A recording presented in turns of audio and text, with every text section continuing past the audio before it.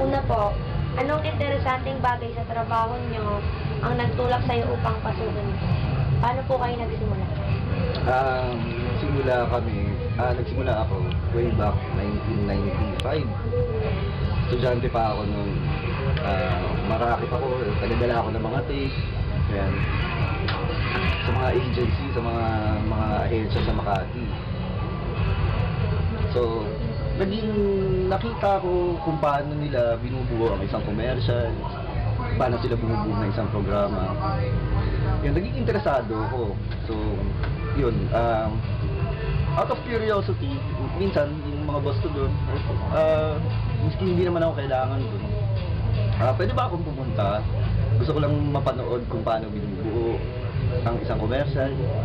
Pwede ba ako pumunta?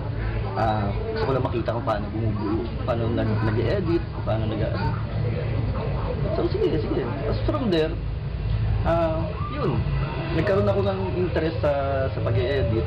Then, yun, it brought me places.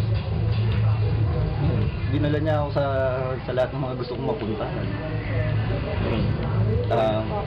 Anong parte o bagay sa trabaho mo ang nakakasatisfy? Parte ng bag, ano? Anong parte o bagay sa trabaho mo ang nakakasatisfy sa'yo? Actually, ako satisfied ako sa trabaho ko. Kasi sabihin mo 15 seconds lang o 30 seconds lang yung ginawa namin. Binubuo namin ito with passion. May pagmamahal. May pulso. Kasi katulad ng sinasabi ko kanina, hindi ka basta-basta makakabuo ng isang programa o ng isang subject nang wala kang tiyaga. Kasi mahirap talaga siya gawin. Last question po, ano pong masasabi niyo sa kursong multimedia arts? Tsaka po anong mga bagay ang pwede niyo pong ipayo sa mga estudyante nito? Masasabi ko sa lapit ka. Masasabi ko sa multimedia arts na course, isa sa pinakamalakas na course. Okay? Meaning, multimedia, ang media kasi napaka-powerful niyan. Media, sa nakita natin, di ba, nakakapagpatanggal ng presidente, nakakapagpasira ng karir ng artista, nakakapagpaganda ng karir, di ba? Pwede niyang ipakita sa tao.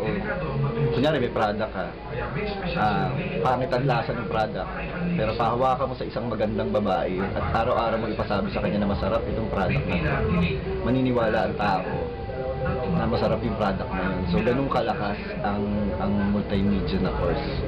So dapat dapat responsible. Ayun, responsible broadcasting, yan yung matututunan yun.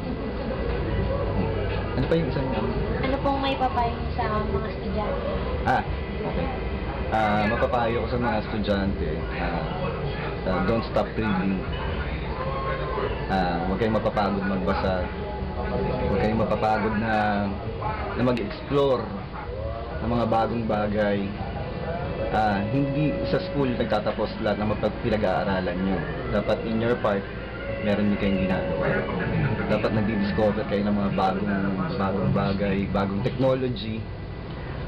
Ang multimedia kasi dapat, ang kapartner niya kasi technology.